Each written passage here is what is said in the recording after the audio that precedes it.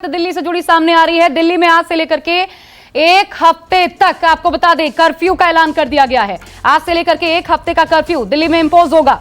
ये बड़ी जानकारी हम आपको लगातार बता रहे थे कि मुख्यमंत्री एलजी के साथ एक बैठक करने वाले हैं।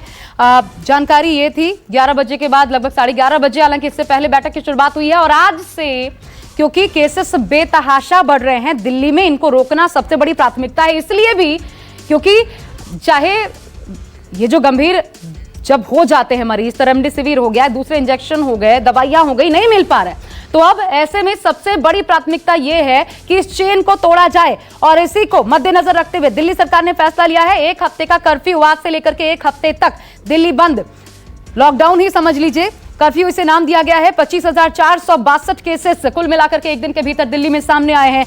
161 लोगों की मौत हो गई है एक दिन के भीतर। और ऐसे में इस पर लगाम लगाना बहुत ज्यादा जरूरी है, क्योंकि बेड्स की कमी है, आईसीयू में भी बेड्स की कमी है, ऑक्सीजन वाले बेड्स की भी कमी है। और ये बात खुद दिल्ली के मुख्यमंत्री अरविंद केजरीवाल ने स्वीकारी थी। कल भी लगातार वो प्रेस कॉन्फ्रेंस जब कर रहे हैं, तो दिल्ली की स्थिति क्या है उन्होंने बताया था। 10,000 जो सरकारी बेड्स अवेलेबल थे, उनमें से 7,000 कोविड के लिए दिए जाएं। ये मांग भी केंद्र सरकार की तरफ से केंद्र सरकार से की थी अरविंद केजरीवाल ने। लेकिन क्योंकि बहुत ज्यादा जो सुविधाएं हैं वो एकदम से नहीं बढ़ाई जा सक रही, और हो ये रहा है कि केसेस बहुत ज्यादा बढ़ रहे हैं, तो ऐसे में इस चेन को तोड़ना ताकि केसेस पर लगाम लगाया जा सके, यह अहम फैसला दिल्ली सरकार की तरफ से लिया गया है। और ये राज्यों के ऊपर है कि अपने अपने राज्य में सरकारें इस वक्त क्या फैसला लेती हैं।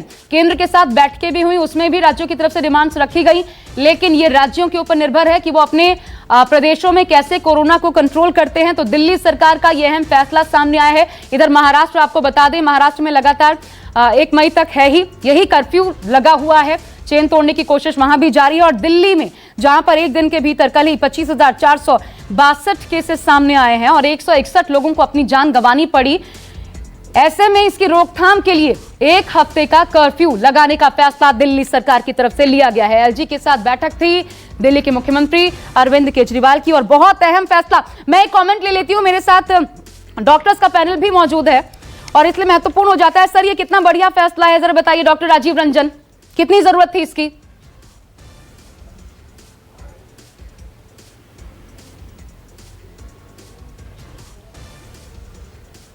डॉक्टर राजीव, आवाज मिल रही है सर आपको?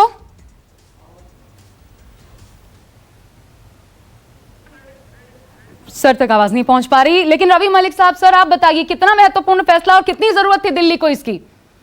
बिल्कुल जरूरत थी इसका फैसला जो है पहले भी लिया जा सकता था और हमें इसकी आवश्यकता थी ही थी। लेकिन डेफिनेटली सरकार को बहुत सारी चीजें देखनी है, इकोनॉमी वगैरह, लेकिन इसकी डेफिनेटली जरूरत है। 100% इसकी आवश्यकता है और ये शायद एक्सटेंड भी होगा। जिस तरह से केसेस बढ़े जा रहे हैं, ये अभी एक हफ्ते के लिए हुआ है, ये आगे एक्सटेंड भी होगा। और अगर ये एक्सटेंड नहीं भी होता तो भी मैं लोगों को ये कहूंगा कि कर्फ्यू मान के ही चलिए, बाहर निकलिए ही नहीं। जब एक हफ्ते के बाद अगर कर्फ्यू खोल भी दिया जाता है, आप बाहर तभी निकलिए जब केवल जीविका कमानी है, जरूरी चीज है। 12 बजे मुख्यमंत्री एक प्रेस कॉन्फ्रेंस भी करने वाले हैं, क्यों जरूरत पड़ी ये बताने वाले हैं, लेकिन एक पैनिक क्रिएट हो जाता है डॉक्टर साहब। और डॉक्टर निशा, इसलिए आप, क्योंकि आप मनोचिकित्सक हैं, एक चीज मैं आपसे जानना चाहती हूँ, ये पैनिक क्रिएट करेगा लोगों में या फिर पॉजिटिव कदम? डॉक्टर निशा,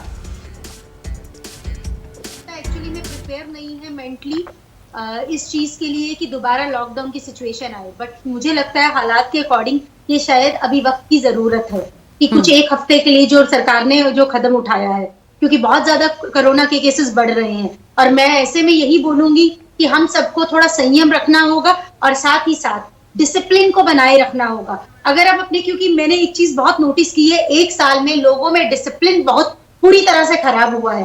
और मेरा भी अदर डॉक्टर्स के पैनल की तरह यही कहना है कि पेरेंट्स खुद बच्चों के लिए आइडियल है, तो वो खुद डिसिप्लिन को बनाए ताकि बच्चे उन डिसिप्लिन को फॉलो करें। बिल्कुल सही।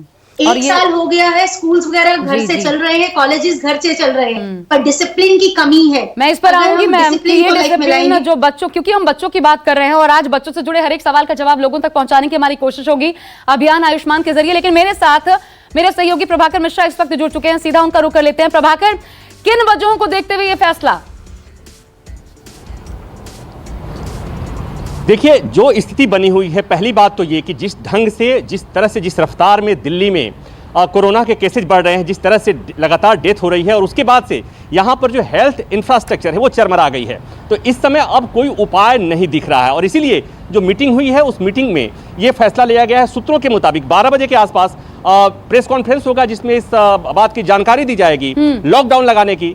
लेकिन चूंकि अब कहीं ना कहीं ये मांग होने लगी थी, और देखिए जो स्थिति ये है कि अस्पतालों में जगह नहीं है, ऑक्सीजन की कमी है, दवाइयां नहीं है, और ऐसे में सड़कों पर बेतहाशा लोगों की आवाजाही जो है, ये कहीं ना कहीं जो ब्रेक द चेन वाली जो बात है, जो पिछली बार हुआ था और कहीं ना कहीं उसे सफलता भी मिली थी, तो अब ऐसा लग रहा है कि समय की मांग है और इसीलिए ये फैसला किया जा रहा है। मैंने कहा, मैं इसलिए कह रहा हूं कि चूंकि अभी सूत्रों के हिसाब से जो खबर आ रही है वो यही है, और चूंकि एक बात और जानने वाली है, सोचने वाली है कि जो अभी तक देश में जो टीकाकरण हुआ है वो 45 साल से ऊपर वालों का हुआ है, और जो अपने यहाँ वर्किंग क्लास है, अगर मैं दिल्ली एनसीआर की बात करूं, हमारे जैसे जो लोग हैं, इन्हें अभी तक टीका नहीं लगा हुआ है, और यही लोग हैं जो ऑफिसेज में हैं, यही लोग हैं जो सड़कों पे हैं, यही लोग हैं जो बाजारों में, दुकानों में हैं, और ऐसे में इन्हें जब तक रोका नहीं जाता है तब तक इस संक्रमण को रोकने का कोई और उपाय नहीं दिख रहा है। लेकिन ये बताइए प्रभाकर, आज से यानी कितने बजे से, आज से लेकर के एक हफ्ते, तो कितने बजे से शुरुआत होगी? अभी तो लोग बाहर हैं।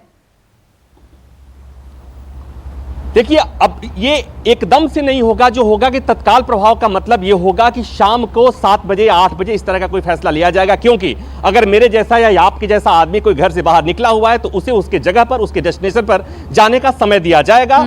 इसके पहले ये नहीं होगा। लेकिन हाँ, इतना है कि उस टाइम के बाद मान लीजिए कि हम ये कह सकते हैं कि आज रात से, चाहे वो 7 बजे हो या 8 बजे हो, एक हफ्ते के लिए। और मैं आशा, मैं बार बार एक बात ये कह रहा हूं कि ये अब मांग उठने लगी है।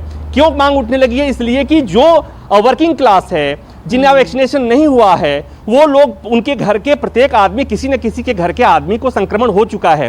वो या तो दवा अरेंज करने में लगे हुए हैं, अस्पतालों के चक्कर लगा रहे हैं, या खुद बीमार हैं, या चाहे उनका अपना कोई जानने वाला बीमार है। तो ऐसे में लॉकडाउन ही एक चारा है। अब दूसरी बात यह है कि क्या इस लॉकडाउन के बाद जो स्वास्थ्य सेवाएं चरमराई हुई हैं, क्या उसमें कुछ सुधार होगी?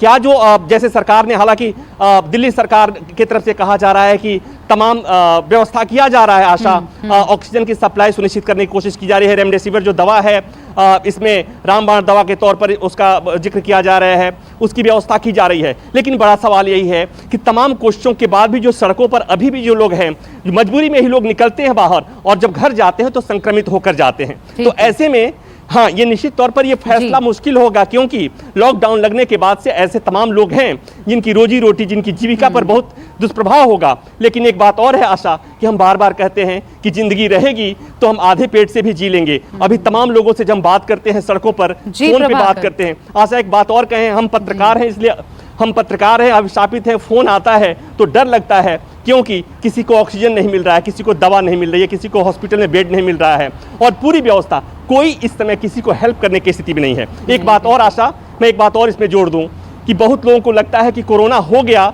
तो स्थिति हाथ से निकल गई। मैं बहुत लोगों को जानता हूं, इसलिए मैं अपने दर्शकों से एक अनुरोध करूंगा, एक गुजारिश कहूंगा, एक सलाह दूंगा कि ऐसा नहीं है कि किसी को संक्रमण हो गया तो उसकी ज़िंदगी चली जाएगी। हमारे बहुत जानने वाले हैं जिन्हें संक्रमण हुआ भी और घर पर ही एहतियात के साथ रहे, उन्होंने कोरोना प्रोटोकॉल का पालन किया और वो स्वस्थ भी हो रहे हैं। तो ऐसे में पैनिक होने की जरूरत नहीं है। आपकी बातों सरकार में, जो भी फैसला, जी, आपकी बातों में वो चिंता साफ झलक रही है।